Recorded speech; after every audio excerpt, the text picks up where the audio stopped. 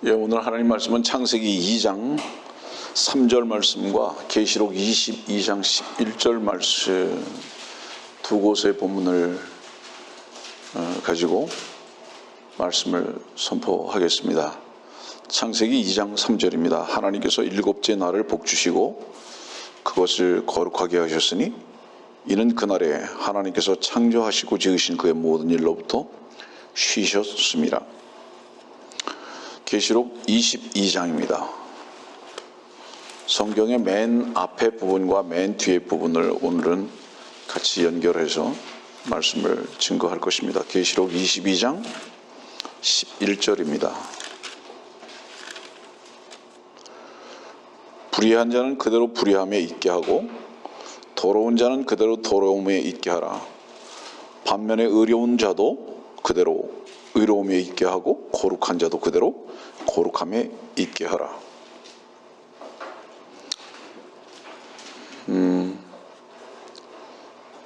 어느 때보다도 아주 엄중한 하나님의 말씀, 두려움으로 다가오는 말씀입니다. 그러나 엄중하고 두렵기만 한 것이 아니라 참으로 성도들은 소망하고 가슴 두근거리면서 기다릴 수 있는 위로의 말씀이기도 합니다.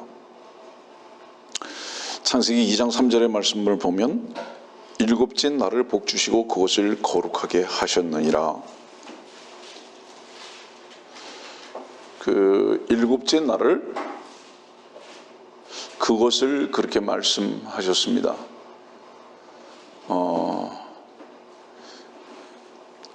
여러분들 오늘에 속한 자들은요 모두 불결하든지 모두 의롭든지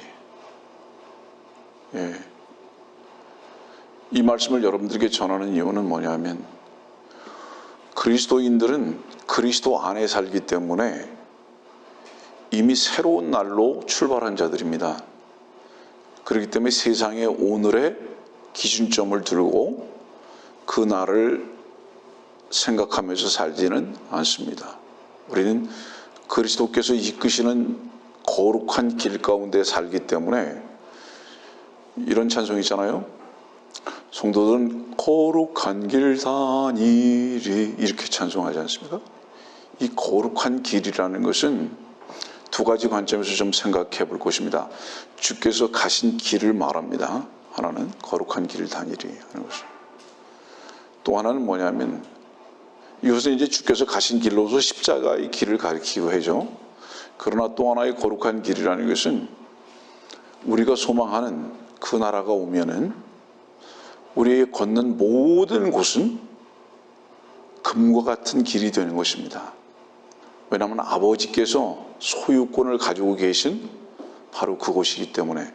그래서 우리는 지금은 주께서 가신 십자가의 길을 통해서 좁고 협소한 길을 걷는 자들로서의 거룩한 길을 걷는 자들입니다. 지금 현재 우리는. 그러나 하나님의 나라가 회복돼서 천년의 왕국이 시작되면 우리는 우리가 발걸음을 걷는 그 어떤 곳도 거룩한 곳이 됩니다. 팔레스타인 땅을 거룩한 땅이라고 말씀하시는 이유는 그 땅의 주인이 하나님이시기 때문입니다. 그래서 하나님께서 당신과 당신의 백성을 위해서 구별해 놓으신 땅이기 때문에 거룩한 땅 이렇게 말하는 겁니다. 다시 말하면 모세에게 신을 벗으라고 말씀하셨던 이유가 거기에 있는 거예요. 그것은 거룩한 땅이다 라고 말씀하시는 겁니다. 그 다음에 이제 여호수아에게도 마찬가지입니다. 신을 벗으라, 거기 거룩한 땅이다. 그게 어디죠? 거기 팔레스타인 땅입니다. 그 땅이. 그래서 이제 주께서 만왕의 왕으로 오시게 되면 온 땅은 거룩한 땅이 됩니다. 왜냐하면 거룩하신 주께서 통치하시기 때문에. 그래서 그때 우리의 발걸음은 어느 곳이든지 거룩한 발걸음이 되는 것입니다. 일곱째 날을 복주시고 그것을 거룩하게 하셨다. 이것은 우리들에게 어떤 소망을 보여주고 계시는 것이냐 하면 하루가 천년 같고 천년이 하루 같은 이 한 가지를 잊지 말라고 하신 베드로 사도의 말씀에 미루어 봐서 이것은 일곱째 날이라는 7,000년대를 말씀하고 있습니다. 다시 말하면 인류가 만들어지고 나서 7,000년이 되는 바로 그때가 거룩하게 된다, 이 땅이. 그런 의미에서의 앞으로의 하나님께서는 그 약속을 소망으로 하고 말씀하신 겁니다. 거룩하게 하셨다. 그날에 하나님께서 창조하시고 그의 모든 일로부터 쉬셨습니다. 다른 측면에서 좀 생각해 볼 겁니다. 이 날은 일곱째 날입니다. 일곱째 날을 거룩하게 하셨다 그랬죠? 무엇을 의미하죠? 첫째 날부터 일곱째 날까지의 모든 일은 거룩하신 하나님께서 하신 것입니다. 첫째 날부터 일곱째 날까지의 모든 것은 하나님께서, 거룩하신 하나님께서 다 하신 거예요. 그렇기 때문에 첫째 날부터 사람까지, 마지막 날 지은 사람까지 하나님께서는 어쩌죠? 만드신 이유가 내 것이다 라고 구분하시기 위해서 만드셨다. 여기에는 어떤 것도 침투가 돼서는 안 된다. 이런 의미에서 하나님께서는 완전하게 만드신 겁니다. 다시 말하면 성경에서 거룩이라는 뜻은 구별해냈다는 뜻이거든요. 구별해냈다. 무엇으로? 하나님의 것으로 구별해 놓았다. 이유가 뭐죠? 하나님을 경배하고 섬기기 위해서 구별해 놨다. 이렇게 말씀하시는 거예요. 그것이 거룩의 뜻입니다. 거룩은 반드시 무엇과 연결되는지 아십니까? 쉬는 것으로 연결됩니다.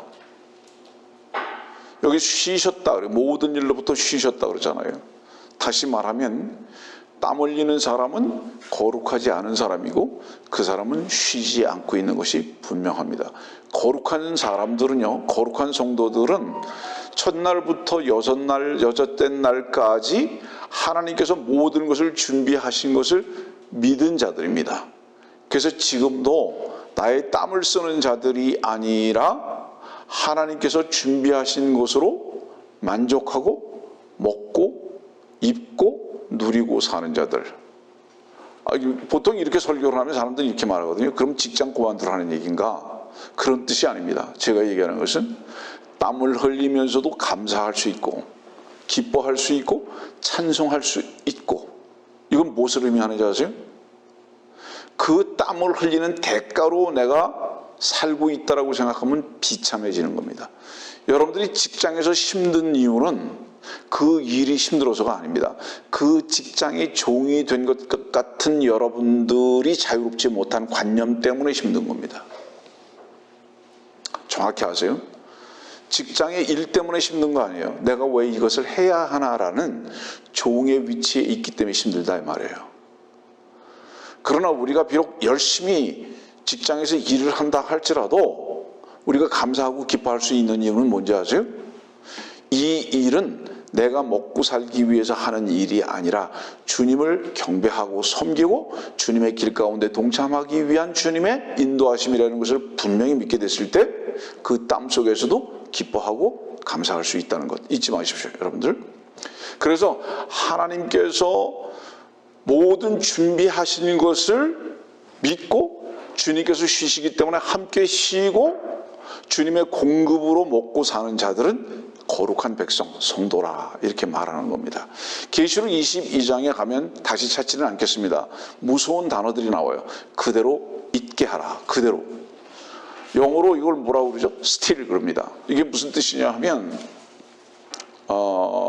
로마서에 있는 말씀과 조금 연결해서 한번 보겠습니다. 로마서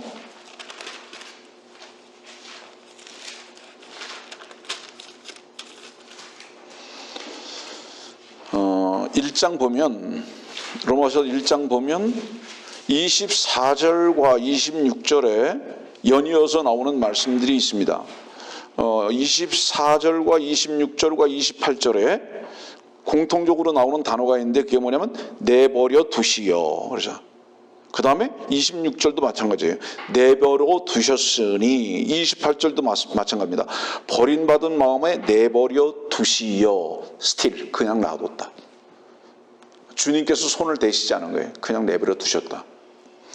굉장히 두려운 말씀입니다. 그러나 거룩함과 의로움을 입은 것이 분명히 마음 가운데 믿어지는 그 사람은 그것도 그대로 두십니다. 언제까지인지 아세요?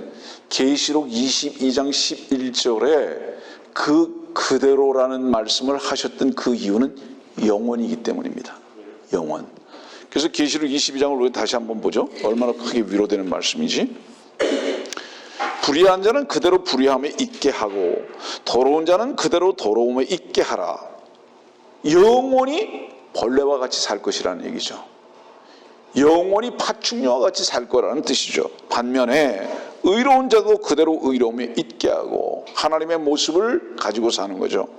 거룩한 자도 그대로 거룩함에 있게 하라. 하나님의 아들의 모양으로 영원히 사는 그대로 있게 하라. 스틸. 정말 무서운 말씀이에요. 여러분들은 이 말씀 가운데에 어느 위치에서 여러분들이 발견되고 있는지를 발견할 수 있게 되길 바라고요. 오늘의 말씀의 주제는 거룩입니다. 거룩을 다루는 거예요. 베드로전서 2장 한번 말씀 봅시다. 베드로전서 2장.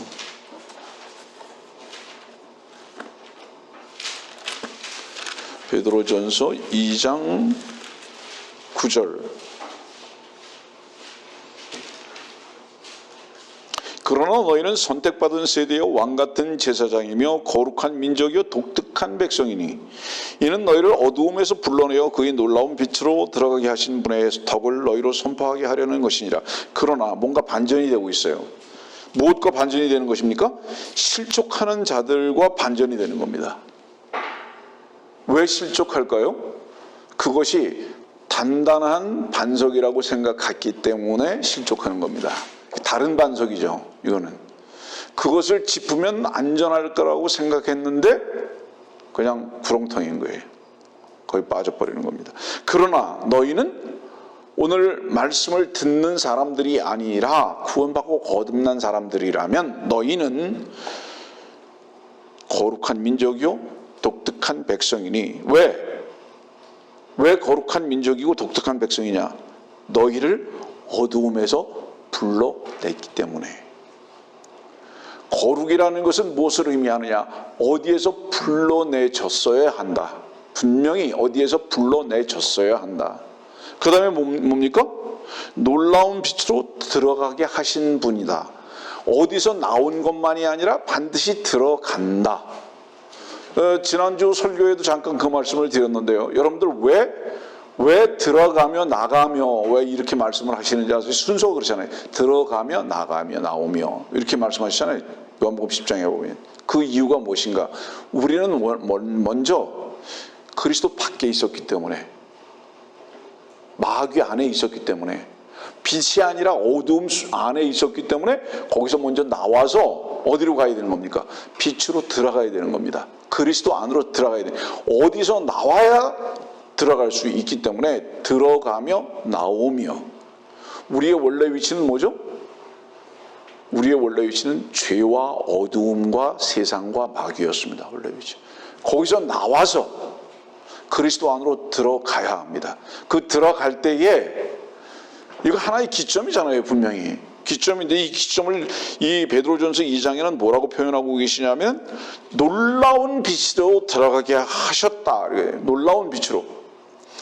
이 말씀을 들으면서 우리는 무엇이 생각나냐 하면 요한복음 9장 1절의 말씀을 보면 날 때부터 소경된 자가 나옵니다.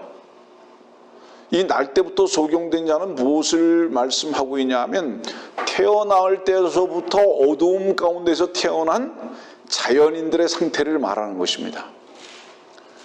그러니까 태어났을 때부터 빛이 무엇인지 모르고 살았기 때문에 불편함이라는 게 사실 잘 몰라요. 여러분들 완전하게 빛을 보고 있다가 눈이 멀은 자들은 빛을 봤을 때에 그것을 알기 때문에 더 힘들고 더 답답한 겁니다.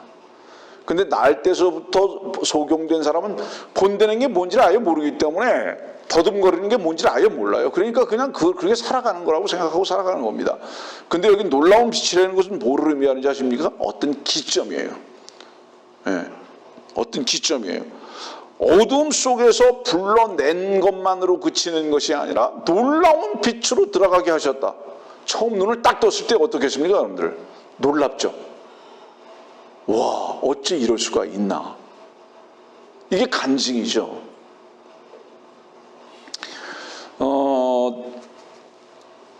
작년에 약 1년 전에 어떤 자매의 구원 간증을 들은 적이 있어요.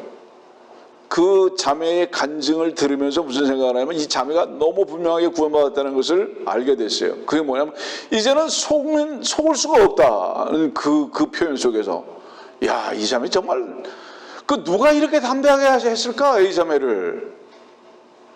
그 구원 간증을 요즘도 가끔 영상을 보는데 이 자매를 누가 이렇게 담대하게 했을까? 누굴까요? 그 분이 계시죠. 들어가게 하신 분, 불러내신 분.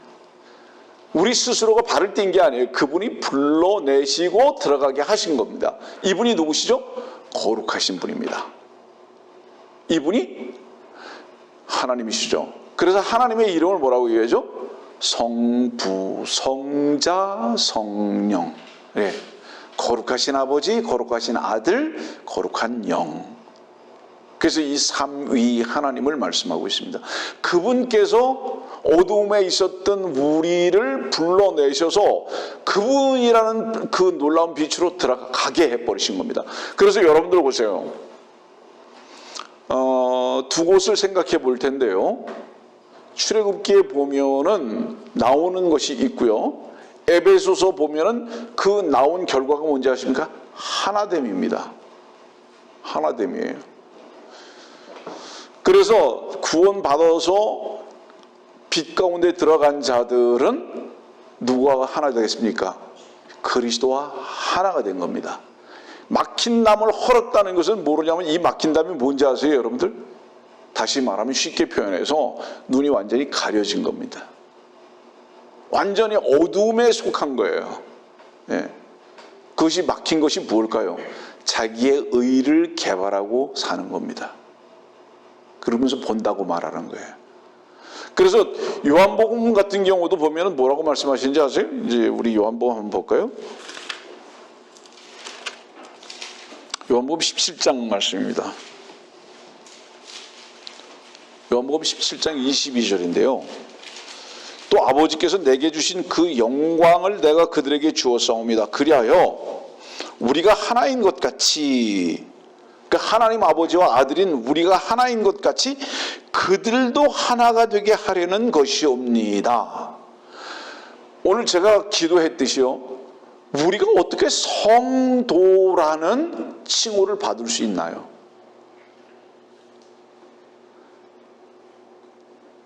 생각해 보세요. 우리가 어떻게 거룩한 백성이라는 칭호를 받을 수 있나요? 우리의 모습을 볼 때 결코 불가능합니다. 지금 현재도. 그야말로 지금 현재 스틸 불가능해요. 우리 모습을 보면 아직도 그대로 더럽고 불의하고 추악하고 불 속에 들어가야 마땅한 존재. 근데 하나님께서는 주님을 이 땅에 보내셔서, 아들을 이 땅에 보내셔서 아들로 하여금 이 기도와 소원을 실행케 하시고 우리들에게 이 하나됨을 선포케 하셨습니다. 아버지와 아들이 하나인 것 같이 여러분들도 주님 안에서 하나가 되기 위해서 주님은 오셨다. 이걸 다른 표현에서는 뭐라고 얘기하죠? 지체라고 하는 겁니다. 몸과 머리 하나가 되게 하기 위해서 오셨다.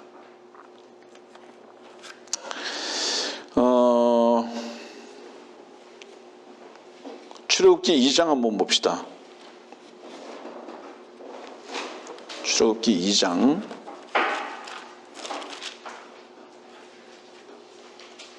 23절입니다. 세월이 지나서 그 이집트 왕은 죽고 이스라엘 자손들은 노예 생활로 인하여 탄식하여 부르짖으니 노예 생활로 인한 그들의 부르짖음이 하나님께 상달되어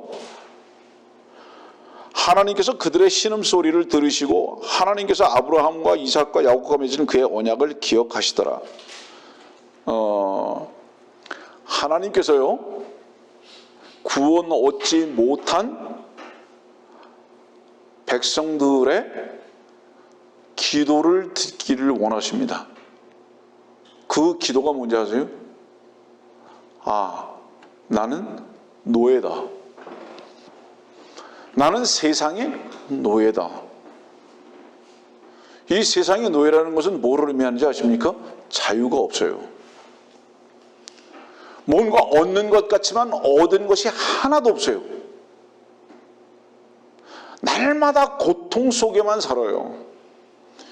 이 세상에서 기름진 땅이라고 했기 때문에 뭔가 이 고센 땅이라는 이곳에서, 이 이집트라는 이곳에서 뭔가를 얻을 수 있다는 소망을 가지고 왔는데, 현재적인 위치에서 보니까 이 세상이 나를 억압하고 얻을 것은 하나도 없고 모든 것 실패뿐이고 다 나를 억누르는 것 외에는 없구나. 그런데 여러분들, 한 가지 분명히 잊지 말아야 할 관점이 있습니다. 세상이라는 관점은 반드시 양쪽 측면이 있어요. 그것은 뭐냐 하면 여러분들의 눈과 귀로 듣고 보는, 그리고 느끼는 여러분들 밖에서의 느껴지는 세상이 있습니다. 그런데 그 밖에서 느껴지는 세상은 어디서 시작된 세상인지 아십니까?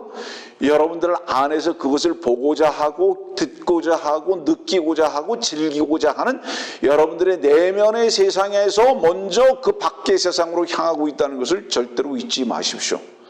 그래서 내면에서 여러분들의 노예됨과 여러분들 자신이 결코 여러분들 스스로 자신이 풍요로울 수 없고 자유로울 수 없다는 것을 먼저 발견하면서 밖으로 나가십시오. 그때 그 신음소리 속에서 하나님께서는 여러분들의 기도를 들으실 겁니다. 이것은 구원받은 사람이든지 안 받은 사람들이 똑같아요. 들으셨어요, 하나님께서. 그리고는 생각나게 하셨다. 생각나셨다는 것은 뭐를 얘기죠? 그럼 그분이 잊어버리셨다는 뜻인가요? 그런 뜻이 아니죠. 그분이 생각나셨다는 건 뭐냐면 내가 기다리고 있었다. 왜 문을 두드릴까요? 왜 구할까요? 이유가 무엇일까요? 문 밖이 불안한 거예요. 두려워요. 보장되지 않았어요. 그러니까 두드리는 것입니다. 문을 두드리라. 여러분들의 현재적인 상태가 상황과 환경이 아니라 여러분들 자신 속에서 무언가 안정되지 못한 것이 있는 것이라면 오히려 그것이 불안이 극에 달해서, 불안함이 극에 달아서 신음소리가 하나님께 상달될 수 있는 그 기도가 우리들에게 필요하지 않겠나 하는 생각을 하는 겁니다.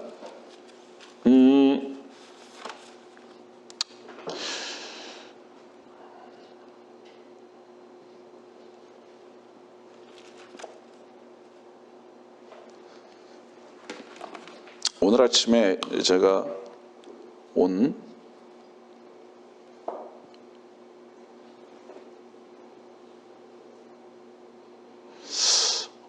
아직도 조끼를 입고 계신 곳에서 사시는 분, 겨울 조끼를 입고 계신 곳에서 사시는 분이 이렇게 문자를 보내왔어요. 지금 현재 주님이 이 자리에 있게 하는 것으로 받아들이고 순종하고 받아들여 내 요구를 하지 않는 것, 순간순간 주께서 명령하시는 것을 실제로 알고 사는 지 제법 오래됐고요.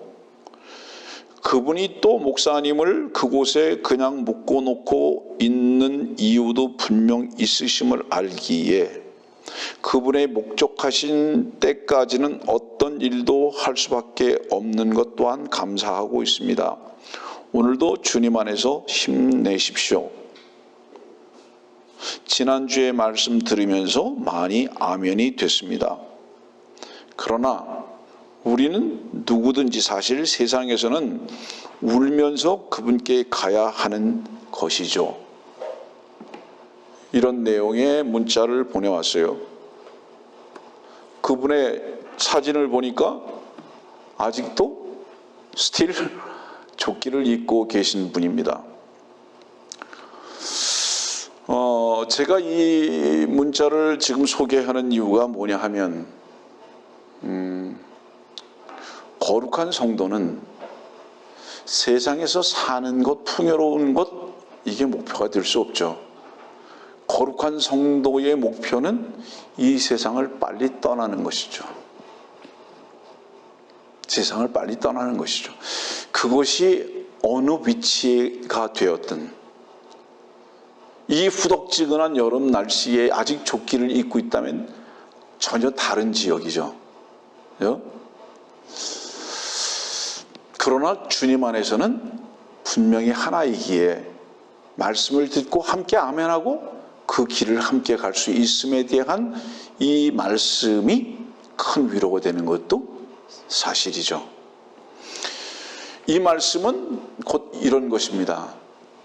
목사님께서 감옥에 가신다 할지라도, 목사님께서 어떤 상황에 처하신다 할지라도 우리는 그것을 해결하기 위해서 어떻게 할 수 있는 자들이 아니라 주님께 던져진 자들이 아닌가요? 라는 바로 이런 내용입니다. 전 여기 참 아멘합니다. 우리 출애굽기 보면 출애굽이라는 게 무슨 뜻이죠? 이집트를 벗어나는 것을 얘기하는 겁니다. 그죠? 출애굽, 이집트를 벗어나는 것.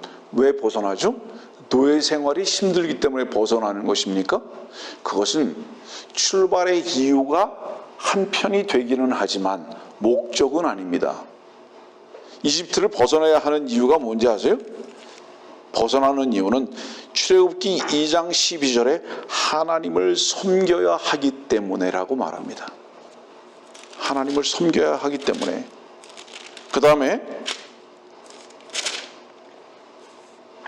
출애굽기 8장도 보면은 32절에 보니까 이 파라오가 백성을 가게 하지 아니하더라, 보내지 않아요.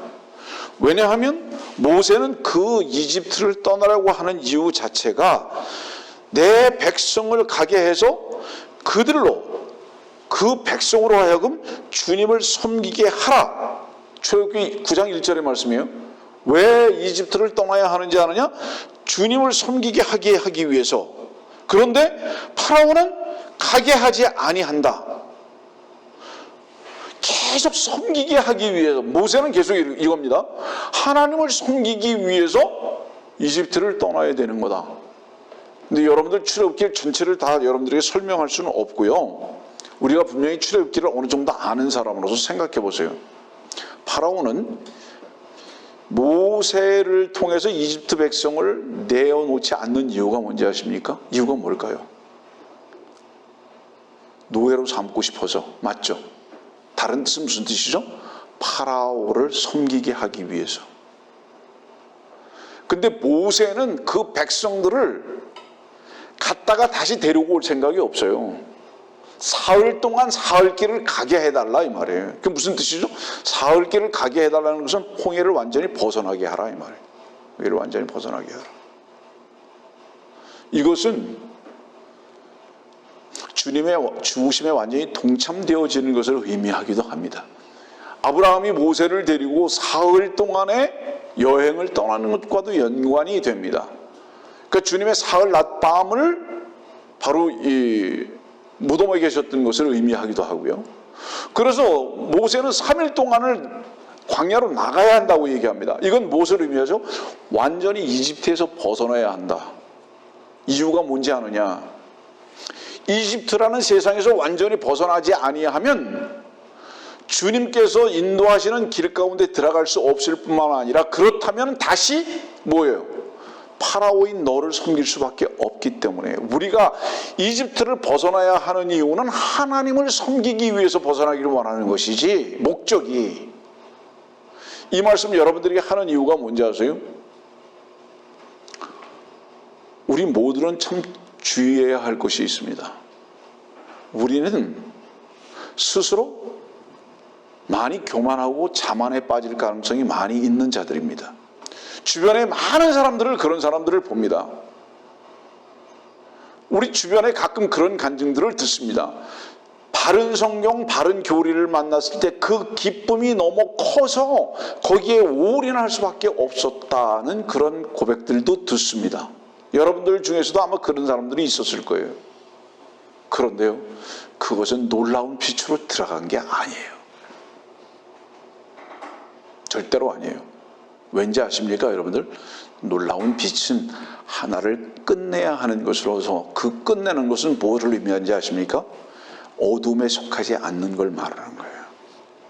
속하지 않을 수 있는 방법은 유일하게 하나뿐입니다. 그게 뭔지 아세요? 그냥 피만 바르는 게 아니에요. 홍해를 건너야 돼요. 두 가지 공통점이 뭐죠? 피입니다. 하나는 뭐예요? 양의 피죠. 문지방에 바르는 피는 양의 피죠. 또 하나는 뭐죠? 자기도 죽는 겁니다. 홍해에서는 뭐예요? 세상도 죽고 자기 자신도 죽었어요. 이집트 군대들만 죽었습니까? 아니에요. 모세의 침례를 받았다는 것은 무엇을 의미하느냐면 이스라엘 백성들 자체가 다 거기서 죽었다는 것을 뜻하는 거예요. 그리고 다시 어때요? 주님의 피에 의해서, 양의 피에 의해서, 보혈에 의해서 다시 그들이 그 죽음을 통과하고 부활했다는 것을 의미하는 것이지 그들이 죽지 않은 것을 말하는 게 아닙니다. 그래서 홍해의 피는, 그 홍해라는 그 바다를 붉게 물들어서 그 이름이 홍해가 됐던 이유는 세상만 피를 흘리는 것이 아니라 그 세상이 우리였잖아요, 여러분들. 어떤 특정한 세력이 아니라 다시 우리가 그리스도의 피, 주의 양의 피로 다시 거듭나고 빛으로 들어갔다는 것을 의미하는 거예요. 이것이 왜 우리들에게 필요한지 아세요? 여러분들, 세상에서 벗어나기 위해서는 반드시 한 가지 필요가 있습니다. 노예에서 벗어나려면 죽는 것밖에 없어요. 세상의 노예 종에서 벗어나기 위해서는 죽는 것밖에 없습니다. 그렇기 때문에 모세는 그걸 알았기 때문에 사흘길을 간다고 얘기하는 거예요. 사흘길을 간다는 것은 뭐냐면 홍해를 지나서 내가 죽어야 한다. 우리 백성들과 함께 이 말을 듣다는 거예요. 그 우리 백성들과 함께, 양들과 함께, 소들과 함께 남녀노소 할 것 없이 전부 다 가서 죽어야 된다. 이유가 뭔지 아느냐? 너를 끝내기 위해서. 그건 너가 누구예요? 파라오, 너를 끝내기 위해서. 너를 끝내면서 너에게 속했던 나까지도 죽어야 하기 때문에 나는 3일 동안 우리 백성들을 데리고 가야 된다. 이것이 너를 끊어내는 뭐예요? 가장 중요한 기점이다. 세상이 너를 끊어내는 가장 중요한 기점이다. 또 하나는 뭐죠? 우리 속에 남아있는 세상의 종의 그 어떤 속성을 끊어내는 것이다. 이걸 모세는 아는 거예요. 다시 말하면 뭐죠? 사흘길을 가서 홍해를 딱 지나고 난 다음에 이집트는 어떻게 됐습니까? 끝났어요. 다 수장돼 버렸죠. 그리고 그걸로 인해서 이집트 사람들이 죽은 것만이 아니라 이스라엘 백성들은 통과하고 나서 다시 어때요? 이제 이집트로 들어갈 수 있는 가능성이 원천적으로 차단됐습니다. 다리가 불탄 거죠, 한마디로 얘기해서. 근데 끝난 거예요.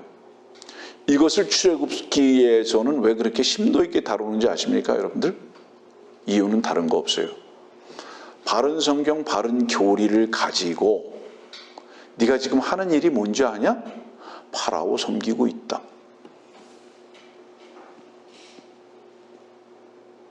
여러분들도 조심하십시오. 바른 성경, 바른 교리, 바른 진리의 말씀을 듣는다. 그리고 여전히 이집트에 살기를 목표하고 즐겨하고 그것으로 인해서 고통하고 여러분들은 아직 이집트에 있습니다. 그리고 자만합니다. 우리는 하나님을 섬기고 있노라고. 얼마나 정말로 엄청난 일인지 아십니까, 여러분들? 예? 이 세상에서 모든 것을 다 얻겠다고 그래요. 세상적 기쁨이 나의 기쁨이기를 원하고요. 세상적 부요함이 나의 부요함이 되기를 원하고요. 세상의 평가가 나의 평가가 되기를 원하면서, 그러면서 손에는 바른 성경, 바른 교리를 배우고 있다라고만 스스로 만족하고 있는 것은 위선자다. 절대 하나님 섬기는 거 아니다. 여러분들 바른 교리를 바른 성경에 의해서 배우고 듣고 보는 이유는 무엇인지 아느냐? 목적이 이집트에 앉아가지고 하나님을 섬길 수 없음을 알아서 그 이집트라는 곳에서 주님의 능력으로 빠져나와서 그리스도라는 참빛 가운데로 들어가게 하시고, 그래서 그리스도를 섬기게 함의 목적이 있다는 것을 알게 하시기 위함인 건데, 들을 때 좋아요. 이런 설교를 어디서 듣는가? 이런 공부를 어디서 하는가? 이 성경을 당신이 가지고 있는가에 대해서 스스로 자만하는 사람들이 우리 주변에 너무 팽배해 있다 이 말입니다. 그것은 스스로 속는 것이다. 우리 오바댜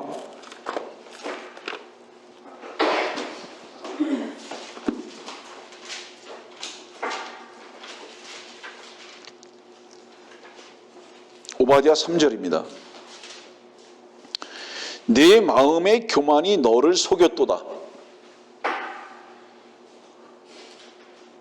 다른 사람 속였도다?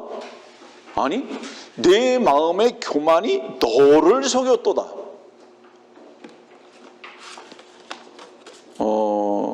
자, 여러분들, 마귀는요, 지금 설교를 듣고 있는 여러분들 자신, 설교자인 제 자신을 속이면 족합니다. 이유가 뭔지 아세요? 여러분들 자신과 설교자인 자기 자신을 자기 자신에게 속게 되면 그 속은 것에 대한 자기 확신이 얼마나 큰지 아십니까, 여러분들? 자기가 속은 것은 절대 속은 것으로 여기고 싶지 않아요. 비참해지는 게 싫어요. 그래서 속고 있는 것이 불안함 속에서 어느 정도 느껴지면서도 그래도 아닐 것이야 하고 갑니다. 끝까지 갑니다. 그리고 고집합니다. 이것이 무엇이죠? 교만입니다. 우리는 참 놀라운 일들을 보고 있어요. 예를 들어서 보십시오. 우리의 마음과 혀가 그렇게 정직합니까? 한 가지 예를 들어 봅시다. 여러분들이 사랑하고 여러분들이 고상하게 여기고 싶은 어떤 일이나 사람은요, 그 현재적인 그 사람의 현재적인 고상함이나 그 사람의 삶보다도 훨씬 그 사람을 높이 띄워주기를 원하는 속성이 우리들 가운데 있어요. 왜? 그렇게 함으로써 그 사람의 그 고상함과 그 의와 아름다움을 같이 나눠 먹고 누리고 싶은 우리들 안에 교만과 속성이 있기 때문에 그렇습니다. 반면에 다른 부분을 볼까요? 저놈은 나쁜 놈 해야 하는 것으로 자기 자신이 스스로 속아버린 사람이죠. 그 사람은요, 그 속은 것으로 인해서 다른 사람들을 속이는 것에 대한 갈등이 결코 없어집니다. 폭발적으로 속입니다. 놀라운 걸 보게 돼요. 어쩌면 이렇게 속여서 다른 사람들에게 말을 할까? 그래서 이 속이고 속는 사람들이 만나면요, 계속 그 속이는 것을 가지고 즐겨해요, 서로가. 그래서 한 번 만나고 두 번 만나고 다섯 번 만나고 10번 만나면서 처음에 속았던 것이 증폭되면서 너도 속았냐 나도 속았다, 계속 이것이 눈사람처럼 점점 커져요, 이 속이. 그런데 그 속이고 있는 그 사람 속에 그 어떤 일에 대한 미움과 판단으로 인해서 시작된 그 일이 그거를 즐거움으로 삼기 시작하면서 그 만남이 오래 지속되면 될수록 계속 이거를 퍼뜨리는 겁니다. 그런데 그것을 듣는 사람들은 또 이걸 속는 것인 줄을 여기고 싶지 않아요. 그냥 속는 것이 즐겁다 보니까. 왜? 자기 속에 이미 속아 있기 때문에.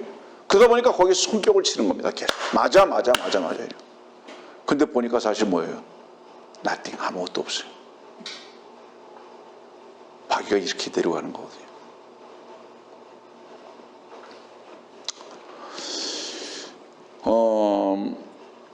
다 스스로 속습니다. 그 자신만 속게 하면 다른 사람들을 속이는 것은 자연적인 현상이 돼버리고 맙니다. 노력할 필요 없어요. 속이라고 할 필요가 없습니다.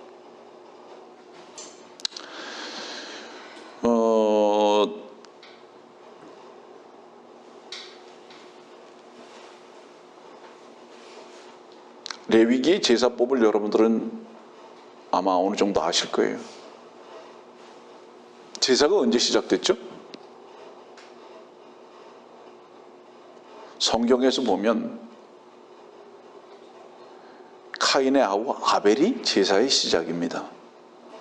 카인의 아우 아벨이 제사의 시작인데 바로 그 전에 어떤 일이 있었습니까? 창세기 3장 봅시다. 3장 21절이죠. 또 주 하나님께서는 아담과 그 아내에게 가죽으로 옷들을 만들어 그들에게 입히시니라. 바로 이 제사는 누가 드린 제사일까요? 아담과 그 아내가 드린 제사일까요? 아니면 하나님께서 친히 제물이 되신 제사를 말씀하고 계실까요?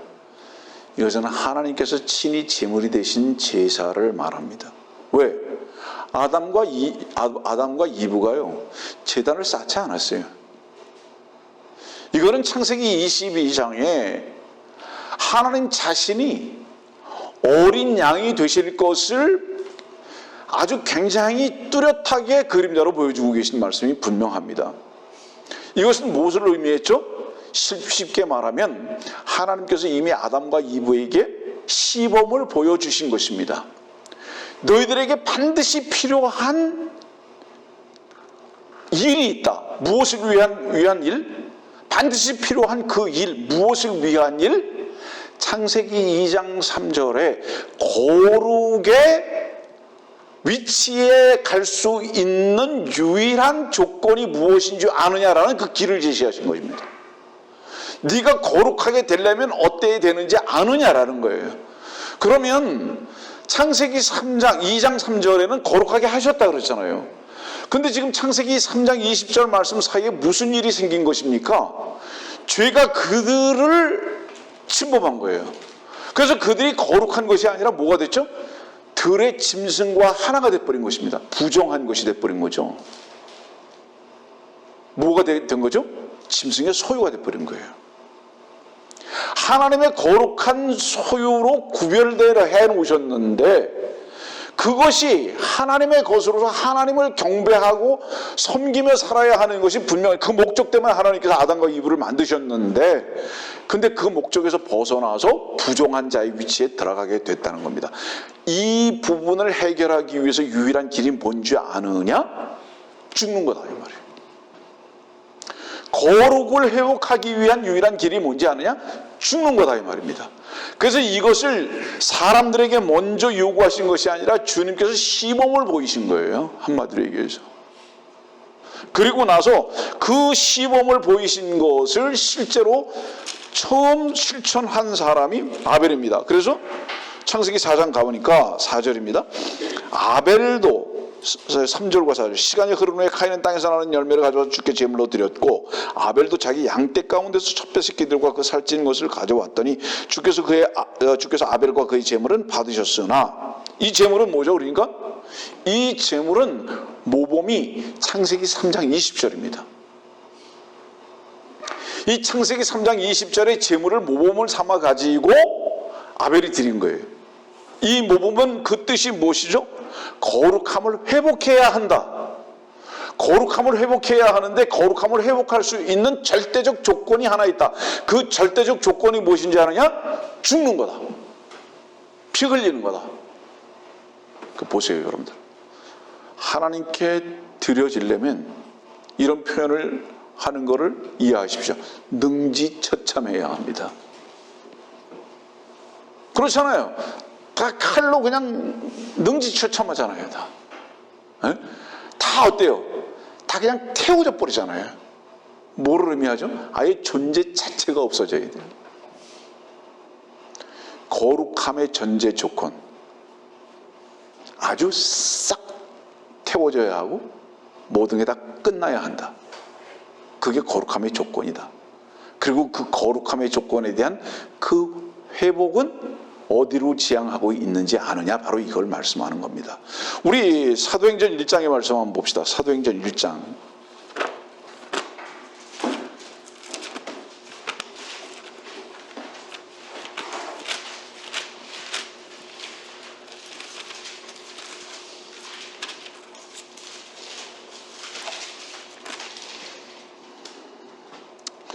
사도행전 1장 6절을 다 읽지는 못하고요. 사도행전 1장 6절. 주여 이때에 이스라엘의 그 왕국을 다시 회복하시겠나이까 하니. 회복이라는 단어가 나오고요. 그 다음에 사도행전 3장도 가보세요. 3장 21절입니다. 하늘은 만물이 회복될 때까지 그분을 마땅히 받아들여야 하나니, 이는 하나님께서 세상이 시작된 이래로 이 일에 관하여 그의 모든 거룩한 선지자들의 입을 통하여 말씀하신 바니라. 회복이라는 단어가 나오고 거룩한 선지자가 나옵니다. 회복과 거룩함은 연결되어 있어요. 회복과 거룩함은 연결되어 있는데, 회복이라는 단어는 사도행전 1장과 3장에 유일하게 나오는 단어로서 이것은 어디를 지향점으로 삼고 있냐 하면 창세기 2장 3절을 지향점으로 삼고 있는 거예요. 그러니까 창세기 2장 3절을 지향점으로 삼고 있다는 것은 무엇이냐 하면, 죽고 부활하지 아니하면 새롭게 될 수 없다, 회복될 수 없다, 거룩하게 될 수 없다, 이것을 의미하는 것입니다. 그런데 거룩한 선지자라는 말씀이 나옵니다. 거룩한 선지자가 되기 위해서는 단순히 거룩하신 말씀만을 전하는 것이 아닙니다. 그 말씀을 가지고 어디로 이끌어 가느냐라는 것이 거룩한 선지자입니다. 거룩한 선지자는 어디로 이끌어 가야 하는지 아십니까? 너는 죽어야 돼. 너는 태워져야 돼. 너는 네 안에 있는 세상과 밖에 있는 세상의 결말을 볼 수 있어야 돼 라고, 지금 현재적인 위치가 회복되지 아니한 물들어 있는 부정한 짐승인 것을 가르쳐 주는 겁니다. 세상과 너 자신은 어떤지 아냐? 이걸 가르쳐 주는 거예요. 이거를 가르쳐줘서 사도행전 1장과 3장에 있는 말씀을, 그 때를, 사도행전 1장과 3장의 그 때는 언제입니까 여러분들? 일곱째 날이에요. 그때는 일곱째 날이에요. 왜 이때가 일곱째 날인지 아십니까? 사도행전 1장과 3장의 사이에는 요엘서 2장에 있는 말씀과 연결되어지는 시대적 말씀을 말씀하고 있기 때문에 이것이 바로 일곱째 날이거든요. 주님의 재림의 때를 말씀하고 계시단 말이에요. 그래서 이 주님의 재림의 목적이 무엇인 줄 아느냐? 재림의 목적은 창세기 2장 3절의 거룩이라는 곳으로 다시 너희들을 회복시켜야 하는데 목적이 있다. 하나님의 나라, 그 왕국이 다시 회복돼야 하는 것이 목적이다라는 것을 사도행전 1장과 3장을 걸쳐서 말씀하고 계신 겁니다. 이해하시겠습니까 여러분들? 그 회복의 전제가 뭔지 아느냐? 너희들은 반드시 끝나야 할 존재라는 것을 날마다 부정한 짐승들이었던 자들에게 가르쳐주는 것이 거룩한 선지자다 이 말이에요. 그래서 이 거룩한 선지자는 그 모범 답안이 누군지 아느냐? 모세다. 왜? 이 모세는 출애굽기 보면은, 말씀에 보면 이렇잖아요. 출애굽기 3장을 봅시다.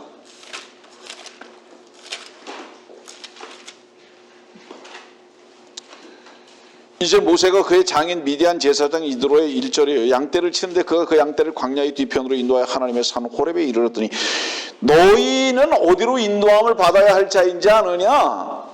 산으로 가야 할 자들이다. 제물로 드려져야 할 자들이다. 너희는 세상에서, 여러분들 성경에서 사는 평상적으로 이렇게 이해하면 됩니다. 세상과 분리된 위치, 이렇게 얘기하면 되는 거예요.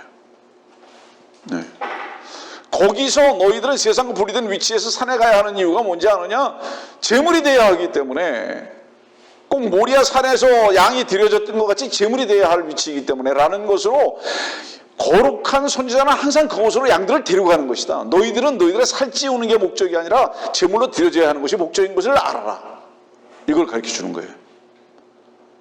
그래서 자기 자신이 제물이 되어야 하는 것을 안 자들은 이제 그 안에 있는 세상이 끝나고 비로소 왕국의 왕이신 주님이 그 자신을 회복시키실 뿐만 아니라 소망하게 하십니다. 어떻게 해야 주님께서 이끄시는 그 길을 갈 수 있을까요?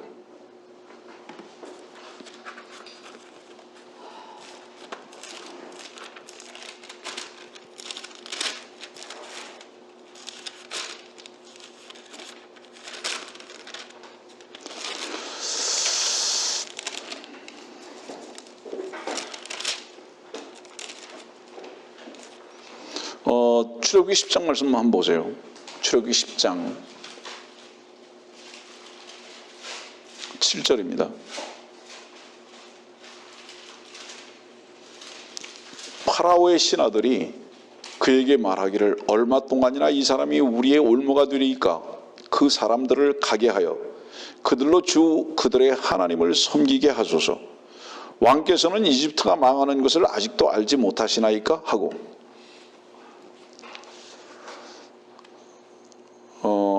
리더는 무엇으로서 그 능력을 나타내 보여줘야 하는지 아십니까?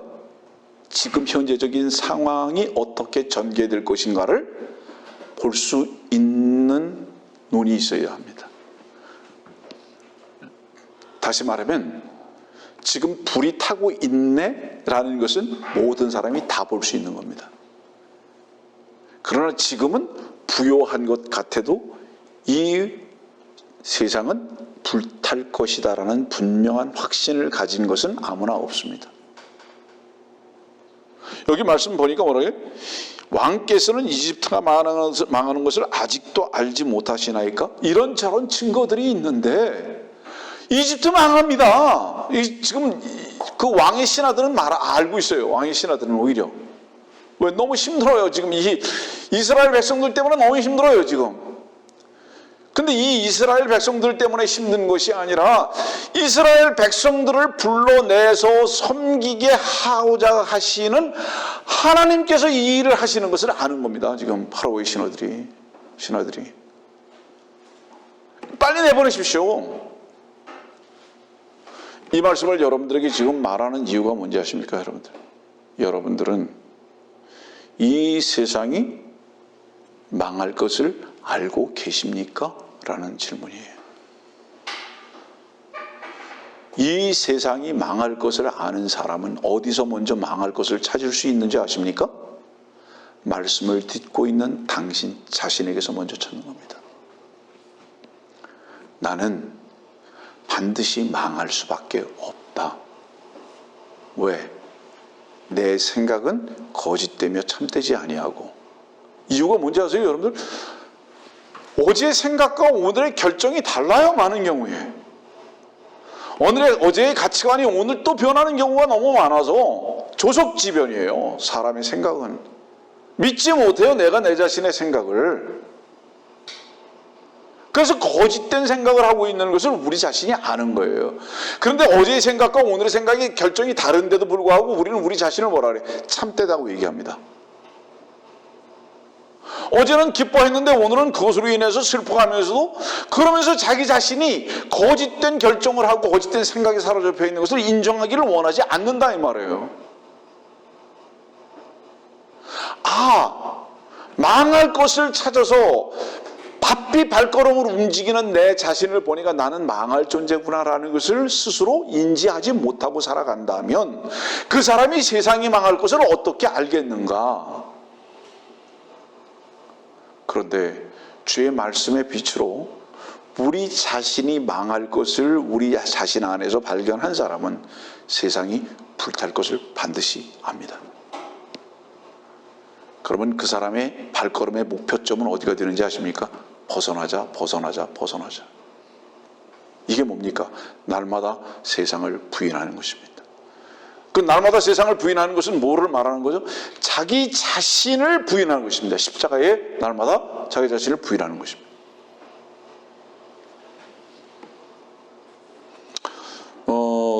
준비된 말씀에 사실은 오늘도 10%도 전하지를 못했는데 언제 다른 시간이 되면 말씀을 전할 수 있겠죠. 여러분들이요, 믿음과 확신에 대한 부분을 좀 다루면서 말씀을 정리해 나갈 것입니다. 믿음이 뭔지 아세요? 믿음은 확신과 다릅니다.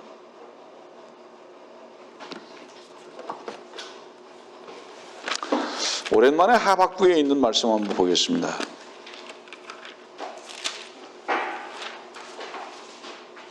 하박국 2장 4절입니다.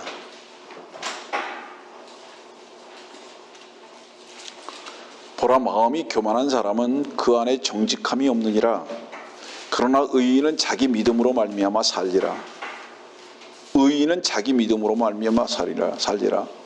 여기 교만한 사람이 나오고요, 의인이 나옵니다. 교만한 사람은 어떤 사람인지 아세요? 한 가지 관점만 말씀드립니다. 교만한 사람은 자기 확신이 굳은 사람입니다. 그걸 교만하다 그럽니다. 이렇게 된다, 이렇게 될 것이다, 이렇게 할 것이다, 이것이 옳은 것이다, 저것이 그른 것이다. 자기 이성에 따른 결정을 날마다 하고 살아가는 겁니다. 이게 교만한 사람입니다. 다른 표현은 뭐죠? 하나님께 어떤 결정권을 맡기지 않는 거예요. 자기 이성적 결정을 하는 거예요. 이것이 옳다, 그르다, 이것이 확실하다, 저것이 잘못됐다, 이것이 참되다, 저것이 거짓되다. 자기 자신이 결정하는 것입니다. 그 결정이 어느 정도의 결정을 하느냐? 확신에 찬 결정을 하는 거예요. 그 확신에 찬 결정을 하는 그 사람은 이 하박국 2장은 뭐라고 말씀하죠? 자기 믿음으로. 여기서 이 자기 믿음은 뭐죠? 여러분들 너무 잘 알죠? 로마서 1장 말씀 봅시다.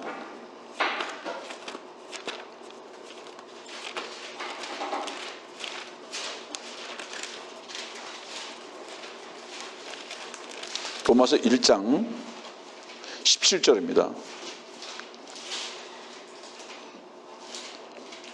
이 복음 안에는 믿음에서 믿음에 이르게 하는 하나님의 의가 계시되었으니 기록된 바 의인은 믿음으로 말미암아 살리라 함과 같으니라.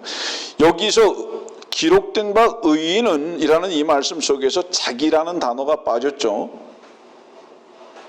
그러면 자기 의가 뭔지 아느냐? 자기 의를 확신을 가지고 이것이 옳다라고 생각하는 그것은 신학적 관점에서 볼 때는 하나님의 진노가 불의 가운데에서 진리를 붙잡는 사람들의 모든 불경건과 불의에 대해 하늘로부터 계시된 권위와 바로 이 사람을 가리키는 거예요.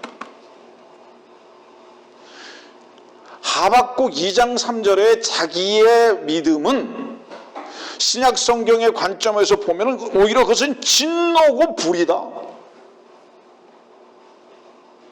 하나님의 의가 계시된 것은 자기 확신에 따른 믿음이 아니고 주어진 것이다.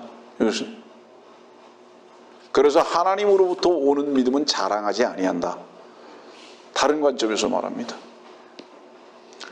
자기의 믿음을 가지고 확신을 가지고 살아가는 사람은 결국은 어때요? 자기 생각에서부터 시작된 자기의 길을 걷는 사람입니다. 그러면서 자기가 빛 가운데 행한다고 확신합니다. 그런데 이것이 진노입니다. 이것이 불의의 길입니다. 그 사람은 한 가지 변하지 않는 거 있습니다. 그게 뭔지 아세요? 자기가 죽어야 할 존재로 발견 못합니다. 절대로 못합니다. 그러는 한 그는 성경을 외고 성경의 박사가 되고 바른 설교를 들어도 아직 교만한 위치, 종교인의 위치에만 있습니다. 여러분들 믿음의 결과는 뭔지 아세요? 여러분들 자신이 부인되어지고요, 세상을 보는 눈이 바뀌어지는 것입니다. 그게 믿음이에요. 이게 믿음의 결과예요. 믿음의 결과는 구원을 얻는 것이죠. 구원을 얻는 건 뭐를 말하는 거예요? 거룩하게 된 백성들은, 성도들은 구원을 얻은 자들로서 먼저 어디서 여러분들 구별되는 건지 아십니까? 세상에서 구별된 거예요. 이 세상에서 구별되기 위해서는 어떠해야 하느냐? 그 전제가 죽어야 하는 것입니다. 근데 자기 스스로 날마다 깨끗해지려고 하는 거예요. 이것은 요한복음 13장의 관점에서 보면 베드로가 예수님한테 나 목욕시켜달라고 얘기했던 것과 똑같습니다. 우리가 이 땅에 살면서 매일 발을 씻어야 하는 것은 사실이죠. 이 땅을 걷기 때문에. 그러나 우리가 이 땅을 걷는 이유는, 그래서 우리의 발이 더러워지는 이유는 이 땅에서 풍요로운 것을 찾아다니는 발로서 사용되는 것이 아니라 두 가지 관점입니다. 하나는 뭔지 아세요? 주의 복음을 전하는 아름다운 발로 기록되기 위해서 이 발을 쓰는 것이고요. 또 하나의 이 발을 쓰는 것은 뭐냐면 순례자의 길을 걷기 위해서. 순례자는 목표가 어디입니까, 여러분? 아버지가 계신 고향집입니다. 거룩하게 되고 구별된 이유 자체가 무엇이느냐? 아버지가 계신 곳으로 발걸음을 날마다 뛰기 위해서, 그분을 섬기기 위해서 우리는 순례자의 길을 가는 것이다 이 말입니다. 그렇기 때문에 이 세상에 살면서 우리가 어쩔 수 없이 주의 복음을 전하고 순례자의 길을 걷다 보니까 발이 더러워질 때도 있지만 이건 말씀의 물로 날마다 씻어가야 하는 것이고, 우리 스스로가 날마다 무엇인가 깨끗함이 되어야 한다는 이런 관점은 종교인으로 갈 가능성이 많다. 자, 벌써 1시간이 됐으니까요, 말씀을, 결론을 내려야 되겠습니다. 오해하지 않아야 할 것이 있습니다. 거룩을 떠는 것을 여러분들에게 설교하고 있지 않습니다. 거룩을 떠는 건 뭔지 아세요? 거룩을 떠는 건 이거예요. 성경을 가슴에다가 탁 대고 넥타이 매고 걸음걸이도 다른 사람들하고 다르게. 오해하지 마십시오.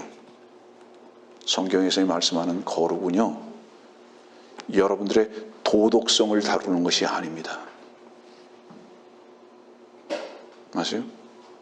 성경에서 이 거룩은 주님께서 오히려 그런 도덕성으로 인해서 칼을 대시는 거예요. 그런 도덕성을 스스로 거룩하게 되고자 하는 바로 이 죄의 관점을 칼을 겨누어서 끝내버리는 겁니다. 오히려 그게 거룩입니다. 사람들은 그렇게 오해하고 있잖아요. 뭔가 내가 폼 잡아서 거룩하게 되려고 하는, 아침에 찬송으로 시작하면 거룩한 자인 줄 알아요. 저녁에 자기 전에 무릎을 꿇고 앉아서 기도하면 거룩한 자가 되는 줄 알아요. 예배당에 가서 봉사 많이 하면 거룩한 자가 되는 줄 알아요. 이런 윤리, 도덕적 관점, 종교적 관점을 지금 여러분들에게 설교하고 있는 것이 아니다. 오히려 하나님께서 여러분들을 죽이고자 하실 때 그 목을 내어놓을 수 있는 순종으로 들어가는 것이다. 거룩은 하나님께서만이 우리들에게 행하실 수 있는 우리들의 선물이다. 특권이고. 그럼 우리는 우리 안에서 무엇을 발견해야 하는가? 부정함을 발견할 수 있는 자들이 되어야 하는 것이다.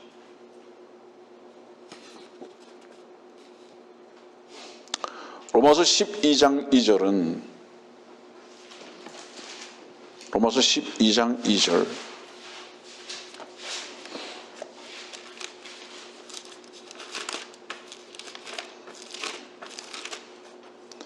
너희는 이 세상과 일치하지 말고 너희 마음을 새롭게 함으로써 변화를 받아.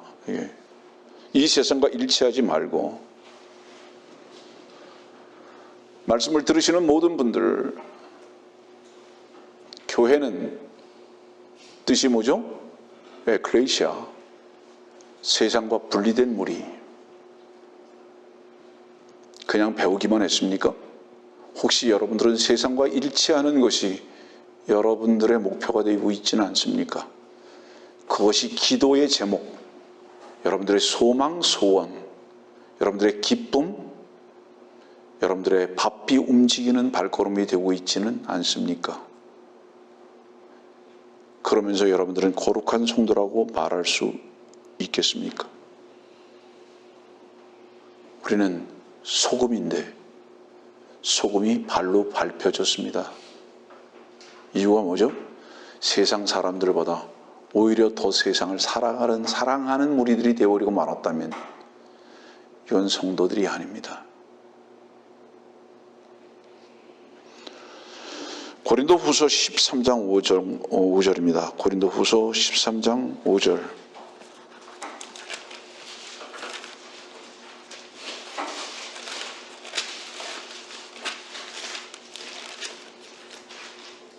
너희가 믿음 안에 있는지 너희 자신을 시험하고 스스로 입증하라. 예수 그리스도께서 너희 안에 계시는 것을 스스로 알지 못하느냐? 그렇지 못하면 너희는 버림받은 자들이라. 믿음 안에 있는지 너희 자신을 시험하고 스스로 입증하라. 잠깐 주목하세요. 시원하십니까? 밖이 더우십니까? 여러분들이 시원한지 안 한지를 위해서 뜨거운 햇볕에 나갈 필요는 없습니다. 지금 시원한 사람들은 그 질문에 이미 시원함을 누리고 있음을 고백합니다. 추우십니까? 영하의 날씨에 맨발로 나가서 눈길을 걸을 필요는 없습니다. 그것을 확인할 필요는 없다 이거죠. 스스로 입증하라. 이 말씀이 뭔지 아세요? 여러분들이 주의 말씀으로 인해서 거룩한 길을 걷고 있다면, 거룩함의 위치에 있다면 이미 안다. 무엇인가를 해서 상대적으로 경험할 필요는 없다. 다시 질문합니다. 믿음 안에 있는지 스스로 입증하라. 계획이 없는가? 불안함이 없는가? 염려가 없는가? 나에게 불평이 있는가? 기쁨이 있는가? 감사가 있는가? 주님을 향한 찬양이 있는가? 경배가 있는가? 무엇 때문이라고 핑계하거나 거짓되이 말하지 말라. 내가 믿음 안에 있는가? 스스로 입증하라. 그것이 거룩한 성도의 위치인 것을 깨달으라. 왜 우리는 거룩한 천사의 음성을 노래하는가? 거룩한 천사의 음성 내 귀를 두드리네. 그분께서 왜 거룩한 천사라고 호칭되고 있는가? 세상과 얼만큼 무관되기 때문이다. 그 거룩한 천사는 해가 뜨기 전에 이 세상을 떠나야 하는 분이다. 우리는 거룩한 자로서 주님께 구별된 위치가 있다면 우리는 세상에 발을 딛고 사는 자들은 아니다. 우리는 텐트를 친 자들로서 주님의 인도하심 따라 걷는 자들일 뿐이다. 스스로 믿음 안에 있는가 입증하라. 오늘은 거룩의 부분을 여러분들과 함께 살펴봤습니다.